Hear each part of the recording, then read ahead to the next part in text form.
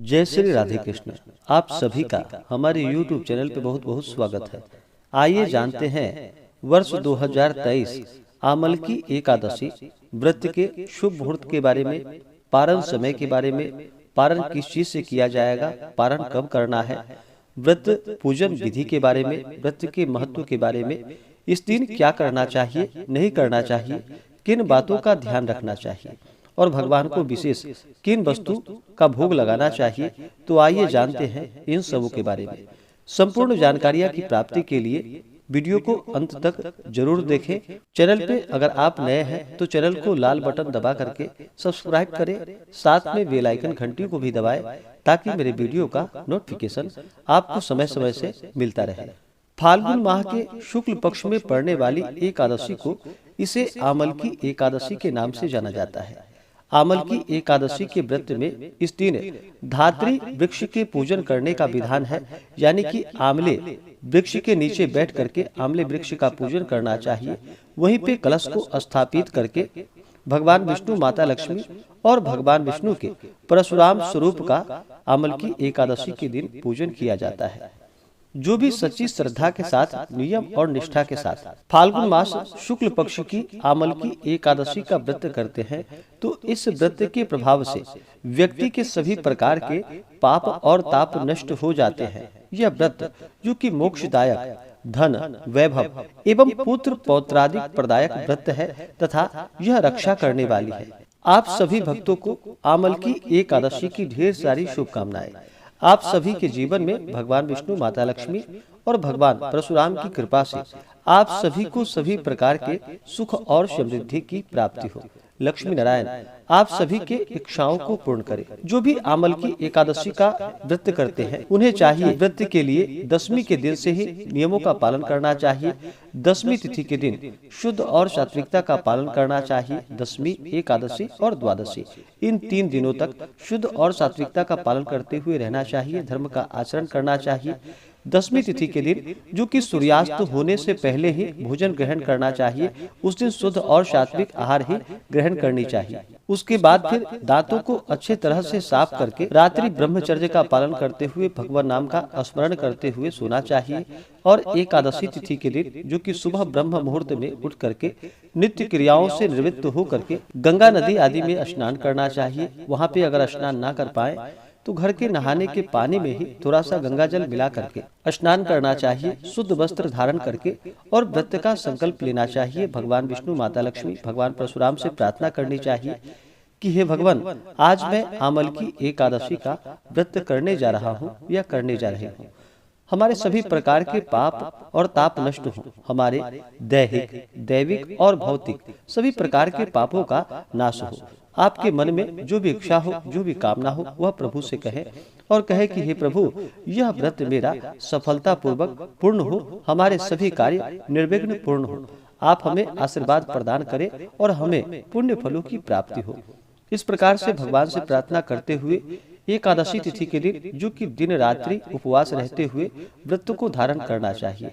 जो उपवास नहीं रह पाते हैं, जिनका स्वास्थ्य सही ना हो, वो एक समय फलाहार का प्रयोग करें और इस दिन भगवान का सुबह और शाम के वक्त जो कि पूरे विधि विधान के साथ आमले वृक्ष के नीचे बैठ करके आमले वृक्ष का पूजन करें।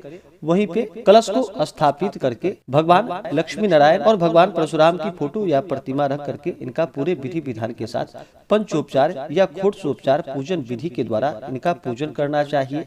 और फिर आमल की एकादशी व्रत का कथा श्रवण करनी चाहिए, भगवान की आरती करनी चाहिए। इस प्रकार से सुबह और शाम के वक्त पूजन करें। रात्रि में जहाँ तक हो सके जागरण अवश्य ही करना चाहिए।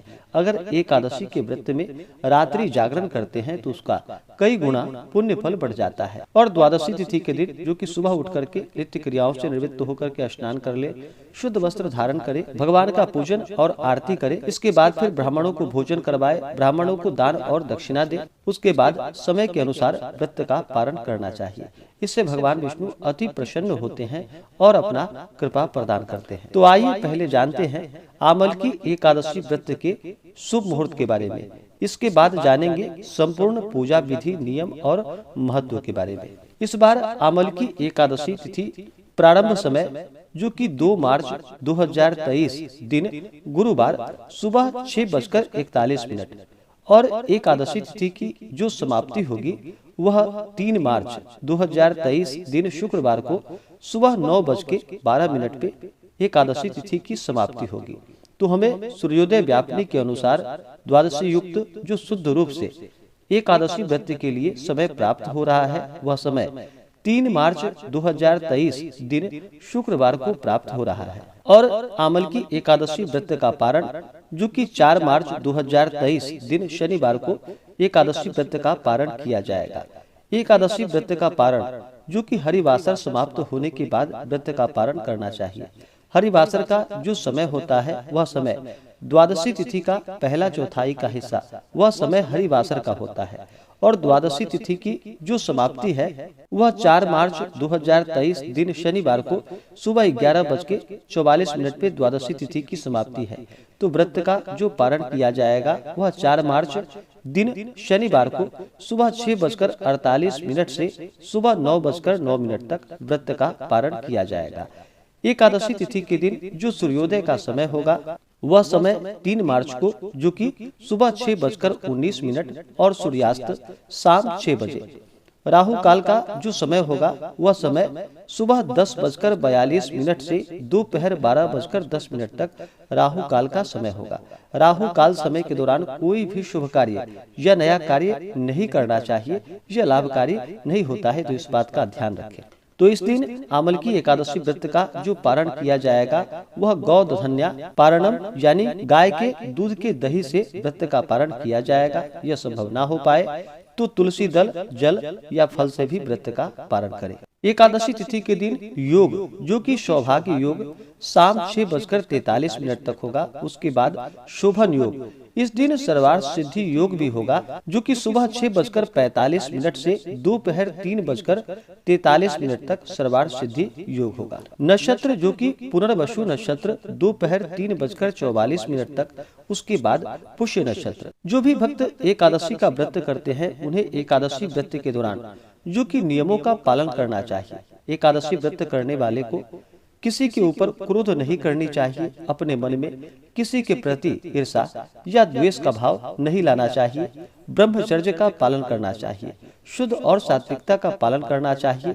तामसिक वस्तुओं का दशमी, एकादशी और द्वादशी तिथि के दिन प्रयोग बिल्कुल भी नहीं करना चाहिए। मांस, मदिरा, लहसुन, प्याज आदि का प्रयोग नहीं करना चाहिए। एकादशी तिथि के दिन जो कि चावल ग्रहण नहीं करनी चाहिए। एकादशी के दिन चावल ग्रहण करने से कहा जाता है कि रेंगने वाले जीवों के रूप में जन्म लेना पड़ता है। एकादशी के दिन चावल ग्रहण करना यह पाप का भागीदारी माना जाता है, इसलिए एकादशी तिथि के दिन चावल ग्रहण नहीं करनी चाहिए।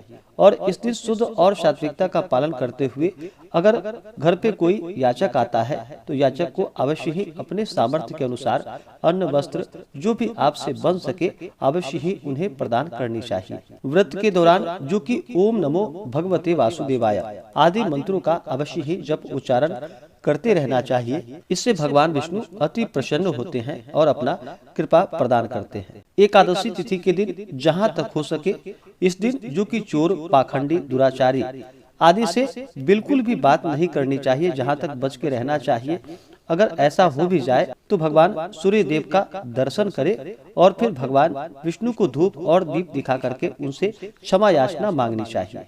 एकादशी तिथि के दिन जो कि बाल, दाढ़ी, नाखून आदि भी बिल्कुल भी नहीं काटनी चाहिए, इन सबों से बचना चाहिए।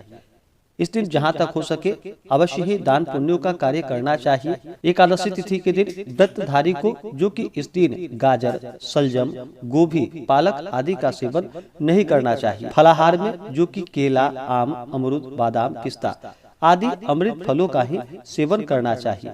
और प्रत्येक वस्तु जब भी आप फलाहार या प्रसाद ग्रहण करते हैं तो भगवान विष्णु को भोग लगा करके तुलसी दल छोड़ करके ही उसके बाद उसे प्रसाद के रूप में ग्रहण करना चाहिए। अमल की एकादशी के दिन चाहिए कि इस दिन भगवान विष्णु, भगवान परशुराम, माता लक्ष्मी के पूजन के लिए आमले वृक्ष के चारों तरफ जो कि अच्छे प्रकार से साफ सफाई करके वहाँ पे गोबर से लीप करके गंगा जल का छिड़काव करना चाहिए।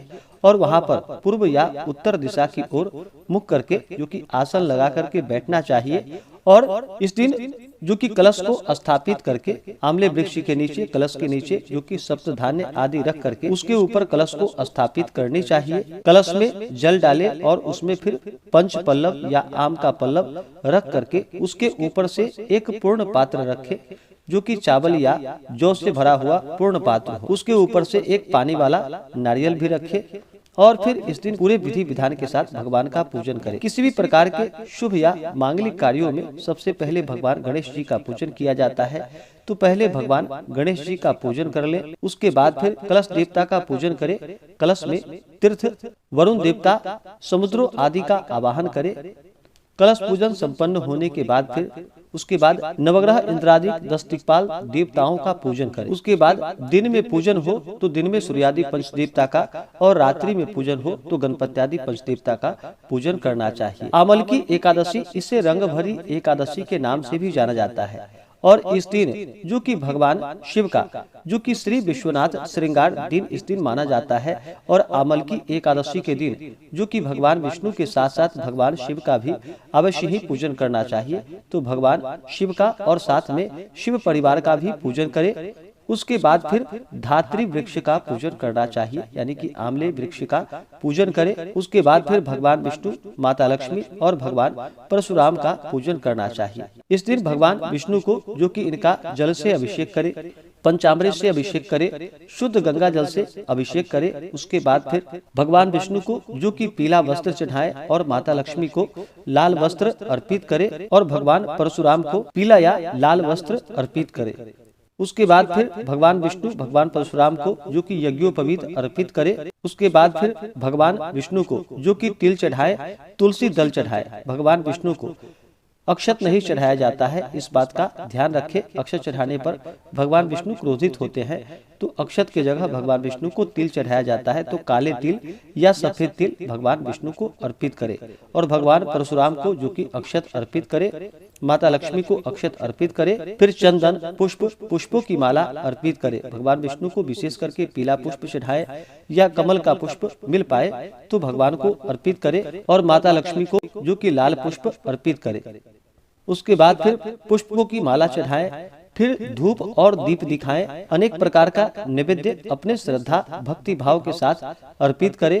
ऋतुफल आदि जो भी हो या दूध से बने हुए मिष्ठान आदि हो भगवान को अर्पित करनी चाहिए। इस दिन भगवान को विष्णु को जो कि आंवला अवश्य ही अर्पित करनी चाहिए और उसे प्रसाद के रूप में भी ग्रहण करना चाहिए। तो आंवला भगवान को अर्पित करें। उसके बाद जल से आचमनी करवाएं, द्रव्य दक्षिणा चढ़ाएं। मुख शुद्धि के लिए पान पत्र, सुपारी, लौंग, इलायची के साथ में अर्पित करें। इसके बाद फिर आमल की एकादशी व्रत का कथा श्रवण करें। इसके बाद भगवान की आरती करें। उसके बाद निराजन करते हुए फिर धात्री वृक्ष की कम से कम 8 परिक्रमा करनी चाहिए और फिर पुष्पांजलि भगवान को अर्पित करें। इसी प्रकार से भगवान का पूजन संपन्न करें। जहां तक हो सके इस दिन दिन रात्रि जागरण करते हुए समय को व्यतीत करें और अगले दिन जाकर के फिर समय के अनुसार व्रत का पारण करना चाहिए। ब्राह्मणों को भोजन करवा करके ब्राह्मणों को दान और दक्षिणा दे करके फिर समय के अनुसार व्रत का पारण करना चाहिए। इससे अनंत गुना पुण्य फलों की प्राप्ति होती है और भगवान विष्णु की कृपा से, माता लक्ष्मी, भगवान परशुराम की कृपा से सभी प्रकार के पाप और ताप नष्ट हो जाते हैं तथा पुत्र पौत्रादि सुख समृद्धि की प्राप्ति होती है और अंत में मोक्ष की प्राप्ति होती है। इसी प्रकार से जो भी सच्ची श्रद्धा के साथ, नियम और निष्ठा के साथ अमल की एकादशी का व्रत करते हैं, इससे भगवान विष्णु अपना कृपा प्रदान करते हैं। तो आशा करता हूँ कि यह जानकारी आपको अच्छा लगा हो। ऐसे ही ज्ञानवर्धक जानकारियाँ प्राप्त करने के लिए हमारे इस चैनल पे अगर आप नए हैं तो चैनल को लाल बटन दबा करके सब्सक्राइब करें, साथ में बेल आइकन घंटी को दबाएं ताकि मेरे वीडियो का नोटिफिकेशन आपको समय से मिलता रहे। वीडियो को लाइक करें, शेयर करें। सुखी रहें और स्वस्थ रहें। जय श्री राधे कृष्ण। धन्यवाद।